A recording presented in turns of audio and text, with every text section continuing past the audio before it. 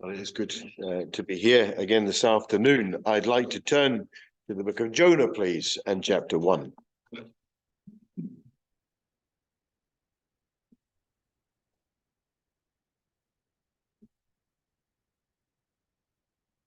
I do want to hear this thing, so if anybody doesn't leave their phone on, other than Caleb, maybe just a stereo.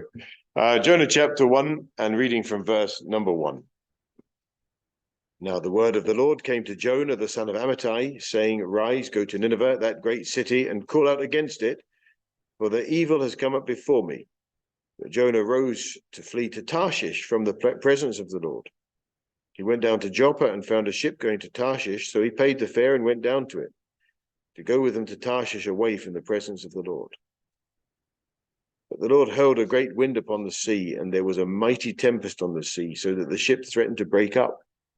Then the mariners were afraid, and each cried out to his God, and they hurled the cargo that was in the ship into the sea to lighten it for them. But Jonah had gone down into the inner part of the ship and had lain down and was fast asleep. So the captain came and said to him, What do you mean, you sleeper? Arise, call out to your God. Perhaps the God will give a thought to us that we may not perish. They said to one another, Come, let us cast lots that we may know on whose account this evil has come upon us. So they cast lots, and the lot fell on Jonah. And they said to him, Tell us on whose account this evil has come upon us. What is your occupation, and where do you come from? What is your country? Of what people are you? And he said to them, I am a Hebrew, and I fear the Lord, the God of heaven, who made the sea and the dry land. Then the men were exceedingly afraid and said to them, What is it that you have done? What is this that you have done? For the men knew that he was fleeing from the presence of the Lord, because he told them. Then they said to him, What shall we do to you that the sea may quiet down for us? For the sea grew more and more tempestuous. He said to them, Pick me up and hurl me into the sea, then the sea will quiet down for you. For I know it is because of me that this great tempest has come upon you. Nevertheless, the men rowed hard to get back to dry land, but they could not, for the sea grew more and more tempestuous against them. Therefore they called out to the Lord, O Lord, let us not perish for this man's life, and lay not on us innocent blood, for you, O Lord, have done as it pleased you. So they picked up Jonah and hurled him into the sea, and the sea ceased from its raging. Then the men feared the Lord exceedingly, and they offered a sacrifice to the Lord and made vows. But the Lord appointed a great fish to swallow up Jonah, and Jonah was in the belly of the fish 3 days and 3 nights. And as always, we trust that God will bless what we've read this afternoon. The story of Jonah is one that we're very familiar with from a children's work point of view. And we often have told the story of Jonah, and we try and make it as exciting and as dramatic as possible. It would be hard not to. It'd be hard to make it more dramatic and exciting than it actually is. It would be great to be able to think of Jonah as this wonderful Old Testament godly prophet that was just in tune with his God and just wanted to do exactly what God wanted him to do. Just here am I, send me, I suppose is the call that we're expecting from Jonah. Not so with Jonah. We had a DVD or some kind of film that the children used to watch, and it was the character of Jonah, and he'd be sitting outside in the ground, just looking grumpy the whole time. You've met people like it. And he would sit outside the whole time, and the children of the town were just running around, and Jonah the Moaner, Jonah the Moaner. He was just one of these cantankerous characters. Never happy, never content. I hope we're not like that. That Jonah didn't like what the Lord had to say, didn't like what he was being, and he deliberately set his face against the word of the Lord to get away from the presence of the Lord. It says that in these verses here. A man who heard the will of God and just refused to accept it, refused to do it, went away as far as he could. We know that, don't we? Because it used to, the signposts on the cartoons tell us, don't they, that Nineveh's that way and Tarshish is that way, and well, they must be right because it's in a cartoon. But he just went. He couldn't have gone more opposite a direction. I want to look at this chapter here, just this one chapter, of a man who is going to rock bottom, of a man who just has no idea of the seriousness of what he's doing and what he's playing with. of the fact that God has asked him to do something and he has point blank refused to do it. And just to see God's dealings with this man, just to see where God takes him. I want to look at 4 headings. I want to look at the call to discipleship, first of all, in verses 1 and 2. The call to discipleship. God is giving Jonah a job to do, and the job is to go to Nineveh and to call out against that great city. And I want to look at God and this initial call and the call that he has upon us. The second thing I want to look at is from verse 3 down to verse 9, and that is the cost of disobedience.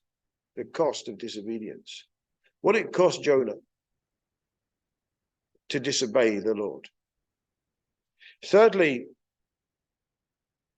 maybe slightly stretched, the cure in discipline. Because God hurls a great storm against the boat. And God's discipline against Jonah was really severe. Really, really, really severe. This was life-threatening, what God was doing. We looked at a windstorm earlier on in Mark chapter 4. This was severe.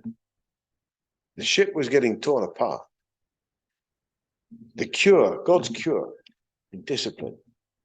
And finally, the care of the divine. Even more stretched than the cure of indiscipline, the care of the divine, as God just brings this great fish that swallows up Jonah. So that's verse 17. Verse 1 to 2, the call to discipleship. Verse 3 to 9, the cost of disobedience. Verse 10 to 16, the cure in discipline. And verse 17, the care of the divine. So in verse 1, let's come back to verse 1 and the call to discipleship. The word of the Lord comes to Jonah. Now, let's have a look at what that means. You know, I'm a father and I'm an employer as well. And I'll say to one, go, and he goeth, if only. You ask your child to go and do something, and they'll hopefully go and do it. It comes with the authority of a father. Or you ask a member of staff to do something, and that comes with the authority of an employer. But this is the authority of the Creator. This is the authority of the God of gods. This is the authority of the God of heaven. This is the authority of the only one who has the ultimate authority. He comes with all of his authority with a message to Jonah. The word of the Lord came to Jonah. You think about what that meant. God was speaking directly to Jonah and giving Jonah a task to do. The word of the Lord came to Jonah. Now, notice this as well, that it didn't come to Joppa or wherever it was that he lived. Jaffa, wasn't it, that he lived? It didn't come to the town where he lived. It didn't come, is there anyone here who is willing to go to Nineveh? The call didn't come to even his family. It didn't come to his household. It came directly to Jonah. And God deals he does deal with churches. We understand that. And he does deal with the body of Christ as well. But God deals with individuals. And when God has a job for somebody to do, he wants them to do it. He has something for you. And he has something for me to do. And he wants us to do it. There's a job for Jesus, isn't it? The chorus used to go, only you can do. Jonah, he says, I've got a job for you to do. Who is this Jonah? Well, Jonah's the son of Amittai. And how do we know that? Because it says it in verse number 1. The word of the Lord comes to Jonah, the son of Amittai. And I think what that is saying is this. That as God was coming to Jonah, he was coming to Jonah because he knew Jonah and he had a job for Jonah to do. He knew Jonah. He knew who he was. He knew what his family. He knew his father. He knew all of his circumstances. And in the full knowledge that God had, he knew that he was going to somebody who was capable, who was equipped, who was able to do the job that he was giving him to do. That happens for us too. The word of the Lord comes to each one of us. And he says, I've got something for you to do. I know you're capable of it. I know who your dad is. I know your family circumstances. I know everything there is to know about you. And here's what I want you to do. Now, for me, that's different from what it is for you. And for you, that's different from what it is for somebody over here. For me, it's different for Linda. For Linda, it's different to Jessica and to Jake. We all have our job to do. We all have sort of role to fulfill for the Lord, and it's a different role. And that is the beauty of church fellowship. It is the beauty of the whole picture of the body of Christ. There are arms, there are legs, there is eyes, there are ears, there is a heart, there is a liver. There's all the different things that are required to make a body work. And every one of us has been given something to do. And if we don't do it, we're disobeying the Lord, who gave us a job to do. Now, please remember that. If there is something that you have felt the call of God upon you to do, whatever it might be, however big, however small, however high profile, however insignificant it might seem to the rest of the world, it's significant because God has given it to you to do. And he gives it significance, and he gives it relevance. And if you don't do it, you're disobeying him. Just like Jonah did. Just like Jonah did. I don't know what Jonah was doing, but there's a couple of stages here that is required in verse number 2. He says, arise. He says, get up. I don't know what Jonah was doing, and I don't know. I suspect that Jonah was possibly as far away from God as he could have been, and as unwilling to respond to God's call as he ever could have been. He was not in a good place, Jonah. You know, the first thing that is required is, and you know, with Titus, if you look at the epistle to Titus and you see, I think we might have looked at that one time up at Families Week. If you look at the expression good works in Titus, and you'll see there that we need to be ready to do good. We need to be up and about. We need to be in a situation where God, when he comes to us, we're able just to go. We need to be alert. We need to be, you know, in Romans chapter 12, we have the gift of service and the various gifts there. And we're to wait on our service. You see, we're to be ready to serve. And Jonah wasn't. And he says, arise. You know, you go into a restaurant and you sit down and somebody comes up to you and says, hello there, my name is whatever it is, and I'll be looking after you this evening. If you need anything, just let me know. And then you do need something and you go to let her know, but she's talking to a friend and she's not interested. And she's away doing something else and doing something that's important to her, but really her job is to wait on you. It's a job. And that's the idea. Be alert, be ready, be waiting on what God has given you to do. Jonah wasn't. And it's going to be quite a process to get Jonah ready. And God is going to have to use all sorts of means to bring Jonah to heel, because Jonah is not ready. Arise, be ready to serve the Lord. And then he says, not just arise, he says, go. It's not enough just to know what God has given you to do. It is not just enough to be willing to hear the voice of God. When God's voice is heard, you've just got to do what he tells you to do.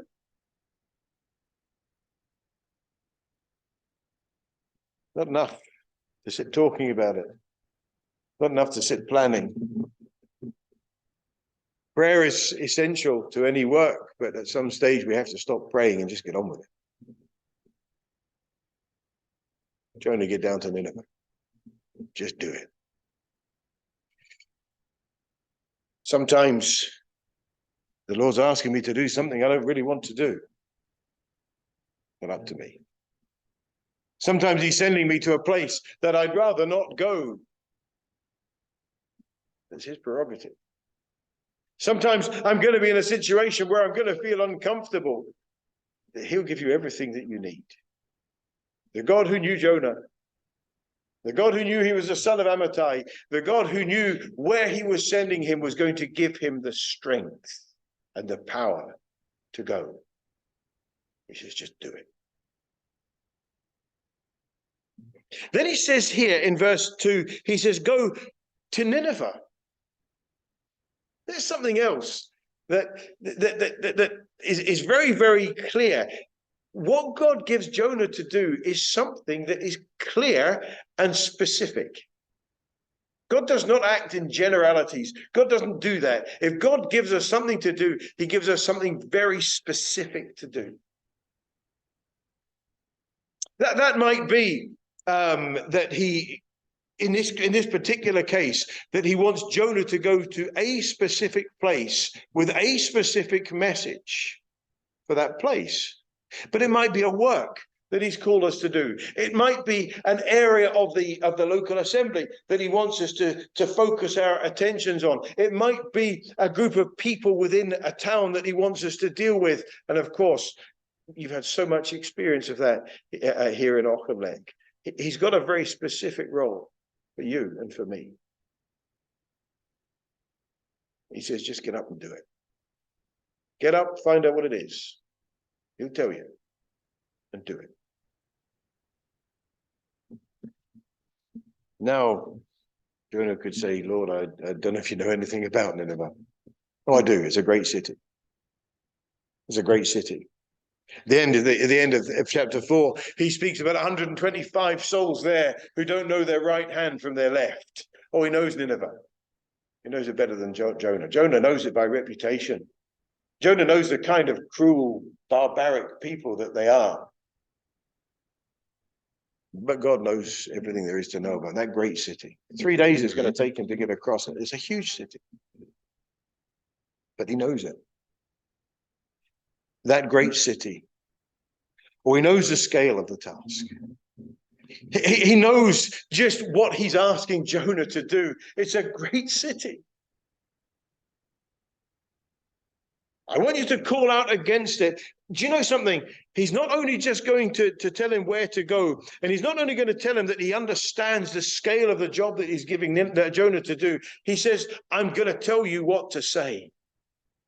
You see that in chapter 3, the word of the Lord came to Jonah and says, back to arise, go to Nineveh again. If only chapter 1 and chapter 2 had never happened.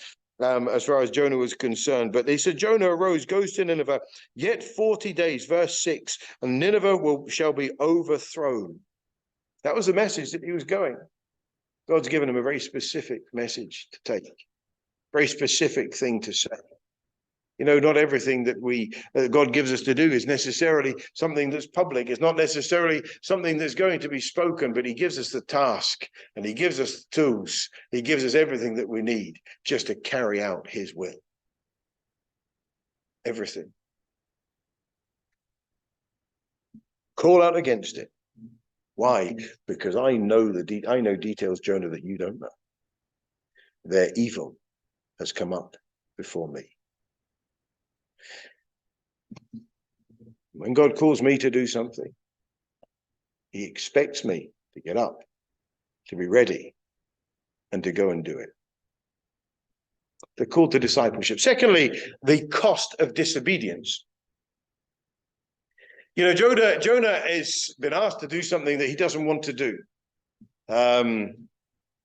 And he's not been asked. He's not been asked by God to do, has he? He's been said, he's been told to go and do something that he doesn't want to do. But he goes and quite deliberately, in these verses we read, he went away in verse 3 from the presence of the Lord. A couple of times it says that he went away from the presence of the Lord. Rank disobedience. This is a man who is just rebelling against God. We do that too. We do that too. We can't really be too critical of poor old Jonah, but poor old Jonah, what did he lose? The cost of disobedience. Look at this. In verse 3, he paid the fare. He lost his money. Whatever it cost, the boat trip to Tarshish, whatever it cost, he lost it because he never made it to Tarshish. And he lost his money. on the boat, he lost his boat fare. There's a little hymn sometimes we sing, isn't there? We lose what on ourselves we spend.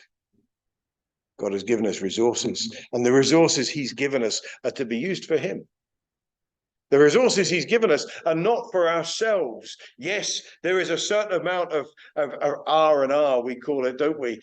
There is a certain amount that we're allowed to rest and to take it easy and just spend some, be still, and we were speaking about that earlier, and just be still in his presence. Yes, there is a certain amount of time that we're allowed to spend relaxing. Of course there is. But our resources aren't ours. Our resources were given by him in the first place, and they're just being given back. And he wasted his money. Secondly, wasted his time. Now, I don't know about you, but my phone is a huge distraction to me a lot of the time. I spend a lot of time, I waste a lot of time looking through nonsense. And to the point where you just wish you could just take it and throw it off a bridge into a river. And then you know fine well that you need it for something just the next minute. But we waste a lot of time, don't we? I do. Waste a lot of time doing frivolous, fruitless, irrelevant things that don't do any good for us at all. He wasted his time. He lost his reputation.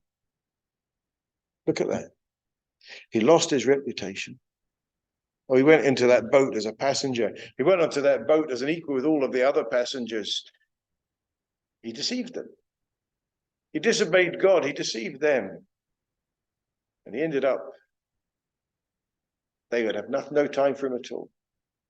Try preaching the gospel to somebody who you've got that kind of testimony in front of.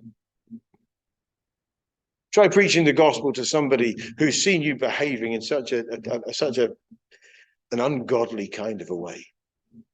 That God that you're following, that God that you're loving, that God you're telling us about, you're running away from him. He lost his reputation. Our testimony is so important. The life that we live must reflect the one that we're serving. And I would say this to myself, and I would say this to I suppose, just the youngsters especially. The one thing that you've got, you've no money maybe, you've no house to entertain people in or anything like that. What you have got is your testimony. Guard that testimony. Guard it so preciously. Then he nearly risked. Do you remember David? David said with Bathsheba. And the prophet said to him, you've caused the name of the Lord to be blasphemed amongst the Gentiles. What a terrible thing. He nearly cost the Lord his reputation too. Remember 1 Corinthians 5 and the things that were being practiced, the vile practices in 1 Corinthians 5. Things that weren't even named amongst the Gentiles.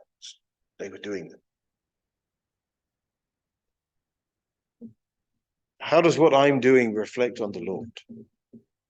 Well, thankfully, they had more spiritual perception than him. These ungodly, idolatrous men had more perception than Jonah. And they said in verse 14, they called out and they said, Lord, you have done as it pleased you. Verse 16, they feared the Lord exceedingly, and they offered a sacrifice to the Lord and made vows. They prayed to the Lord in verse 14. Jonah hasn't.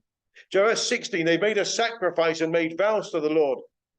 Ah, that's what it sounds like. They made a sacrifice to the Lord in verse 16. Jonah didn't. They've made vows. Jonah didn't.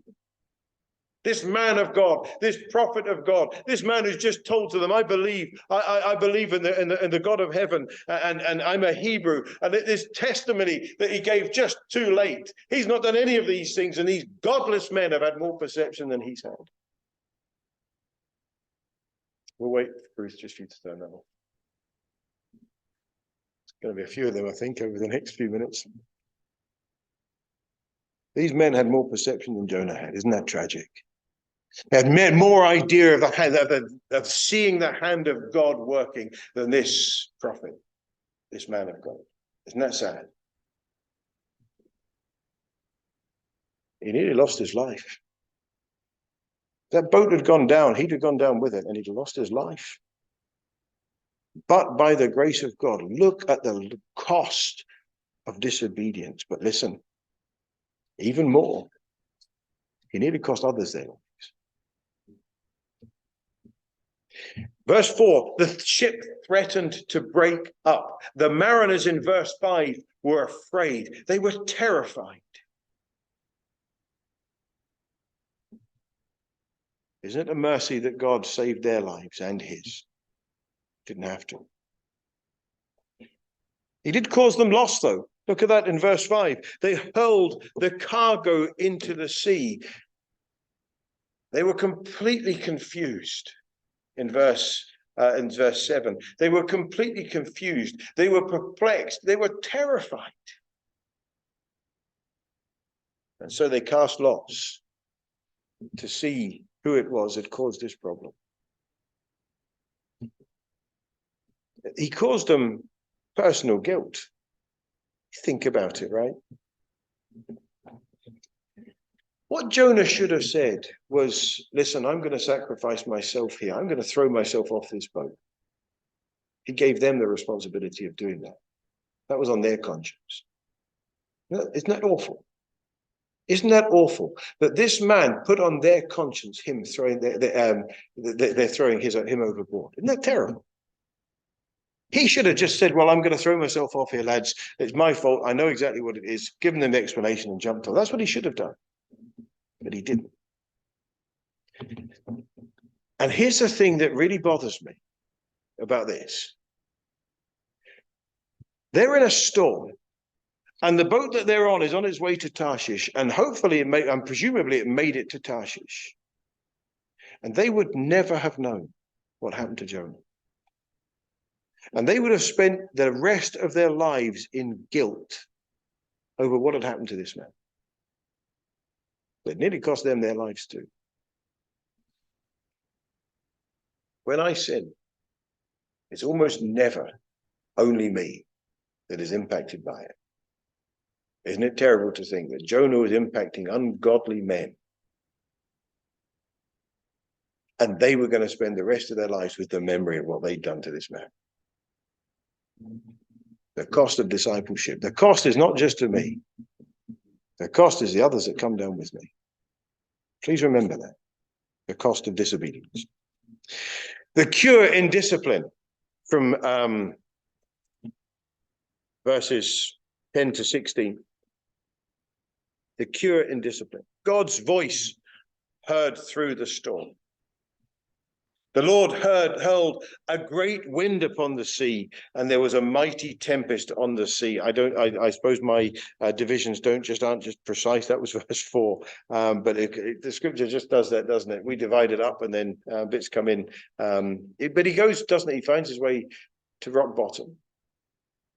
Jonah's not a good character. We try and glamorize when we're telling the story to the children. We'll often try and glamorize these people. Jonah was a rascal. Jonah was not a good prophet. Jonah wasn't a good man. He was a man who was a willful, rebellious, disobedient, sinful man, just like the rest of us. The Lord hurls a great wind upon the sea, and there was a mighty tempest upon the sea. And he did nothing to help them. See that? These godless men who worship idols, he was fast asleep in his bed in verse 5. What do you mean, you sleeper? What are you doing? And they come down and they wake him up. I think it would look, by the way that it's written, that the storm started and he thought, well, I don't want to get seasick. I don't want to get caught up in this. I'm going to bed. It would appear that happened after the storm had started. Maybe not. He did nothing to help them. But more than that, they knew it. They knew it. Isn't it tragic to think that there's people around me, all around, and they're going to hell. They're going to hell without a savior, and I'm doing nothing to help them. Nothing to prevent that. I'm doing nothing to warn them. I'm doing nothing to bring them around to that place where they can understand who God is. Doing nothing. Jonah was fast asleep. How often are we in that same situation? These are people that come in and wake him up. Why? Because they know their need, but they don't know the answer to it. They recognize their need and wake him up to help them. And he hasn't recognized their need. And although he knows the answer to their need, he's not willing to do anything about it. It's tragic. They recognized the hand of God before he did. He said, call out. They said, call out to your God. Perhaps the God, your God, whichever God it is that you worship out of the multitude of gods that are available to be worshipped, perhaps this God will give a thought to us that we might not perish, as they say in verse 6. And then they cast lots. The lot falls on Jonah. And in verse 7, listen, he only spoke up when he had no choice. He spoke up when he had no choice. I've been with people, and you know people like it too. Everywhere they go, they have a pocket full of tracts. And every person they speak to, they're just going to make sure that within 2 or 3 sentences, they've got the Lord mentioned. And you've met people like it. You know people like it. They've spoken about the Lord before they've spoken about the weather or about the football or about whatever it is that people speak about. Not Jonah. Not Jonah. Jonah only speaks out when he has no choice. And the lot fell on Jonah. Verse 8, they said to him, tell us on whose account this evil has come upon us. What is your occupation? Where are you from? What is your country? What people are you? He said to them, I'm a Hebrew, and I fear the Lord, the God of heaven, who made the sea and the dry land. And it was only when the lot fell on him that he was willing to speak up, because he had to.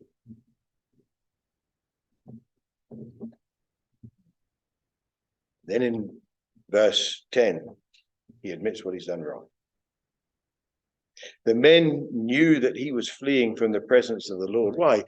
Verse 10, because he told them. And here we're watching a man whose life is just falling apart, whose world is just collapsing, a man who is realizing the dawning is coming to Jonah, that he is in a terrible place. He says, I know it is you, it's because of me that this great tempest has come upon you, in verse 12. You know, when we're telling this story to the children, what we take verse 12 and we say, then he cast himself on the Lord for mercy. Did he? He doesn't say that here. It doesn't say that he's repented. It doesn't say that he's sorry. It doesn't say that put me in there, put me into the hands of the Lord. You know, it's them that are praying. It's them that say, oh Lord, let us not perish for this man's life, in verse 14. He's just saying, chuck me over the side.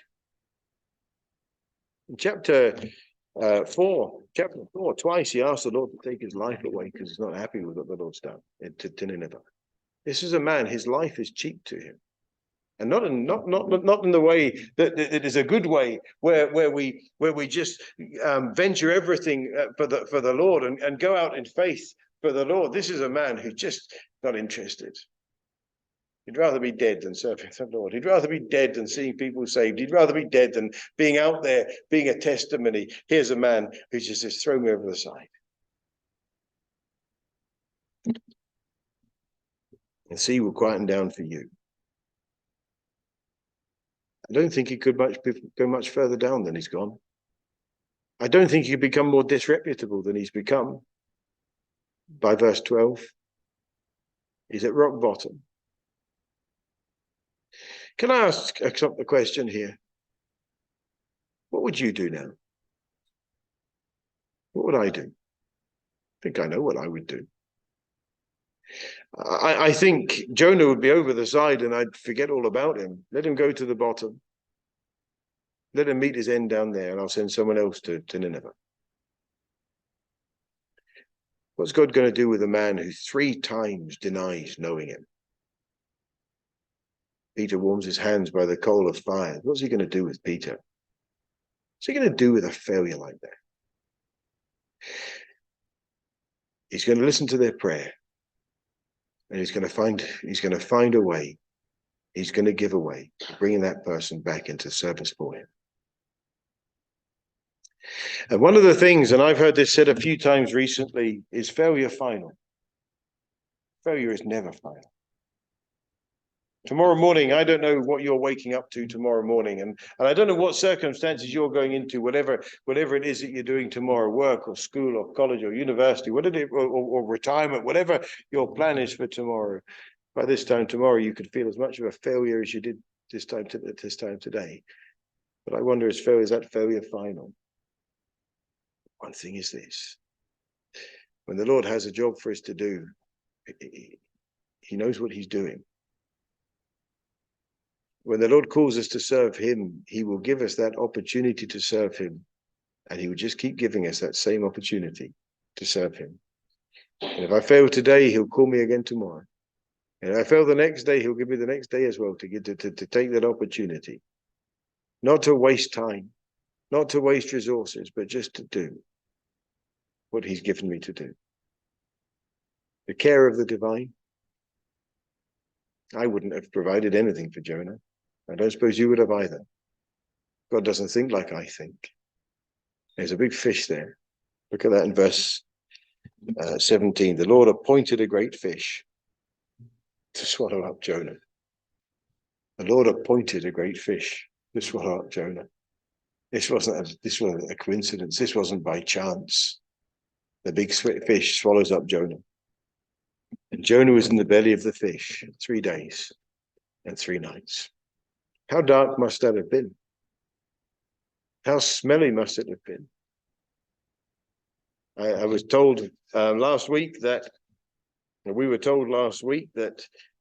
it would take 12 to 18 hours to digest inside a fish's belly. He was in there, what's 24 times 3, whatever 24 times 3 is, 72 hours. He should not have existed by the end of this. And yet, in some miraculous way, God preserved him. God gave him time. Time to do what? Time to feel sorry for himself. Time to feel how wicked God had been to him. Time to remember and feel bitter and angry about how God had sent him to a place he didn't want to go. No. Time to realize what he'd done. And time to call upon God. Time to trust in God. I don't think there's a huge amount of repentance, and there doesn't seem to be much particular sorrow about Jonah here as he's in, but he does have faith. I'll see the temple again, and all the darkness that I'm in now. He believed that he was going to be released. He believed he was going to be freed. The sacrifice, the voice of thanksgiving, I'll sacrifice to you in verse 9. What I have vowed, I will pay. And he leaves himself with the Lord for salvation. Salvation belongs to the Lord. The fish comes close to land and hurls him out onto the sea. Quite literally. Hurls him onto the sea. Onto the beach. And there he is. What's he going to do now? Well, if he goes back down to Joppa and gets a boat to Tarshish, I suspect the same thing's going to happen again. But this time, he just does what the Lord has told him to do. Look what happens. He goes to Nineveh. And the people of Nineveh in chapter 3, verse 5, the people of Nineveh believed God. They called for a fast, put on sackcloth from the greatest of them to the least of them. The word reached the king of Nineveh, and he arose from his throne, removed his robe, covered himself with sackcloth and sat in ashes, and he issued a proclamation, and so on. We know the story, don't we? The purpose is this: who knows, verse 9, God may turn and relent and turn from his fierce anger so that we may not perish. Think of that and the success of what Jonah's done. But Jonah's mind only ever turns to failure. And he's angry with God. It annoys Jonah that God has saved these people. And Jonah goes out of the city and he goes away, and he goes in a huff.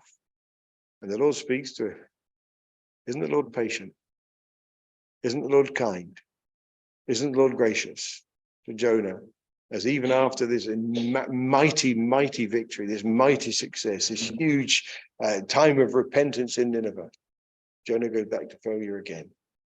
Isn't that like us? He giveth more strength when the burdens grow greater. He sendeth more strength when the labors increase. To added affliction, he added his mercy. To multiple trials, his multiple peace. But his love has no limit. His grace has no measure. His power no boundary known unto men. For out of his infinite riches in Jesus, he giveth and giveth and giveth again. I don't know if you're like me. I often feel like Jonah. I often feel that even from the greatest success, the greatest of times, these experiences of God where you just feel that something has happened, you come away from that and you feel such a failure. And he's there. He's there with his big fish. He's there with the good. The good grows up over Jonah and then it withers away again. He's there just to keep teaching us. He is so patient. He's so kind. He's so loving. He sticks with us. He says to Jonah, arise and go. And I wonder if we're willing just to obey the call of God upon our lives. Let's pray.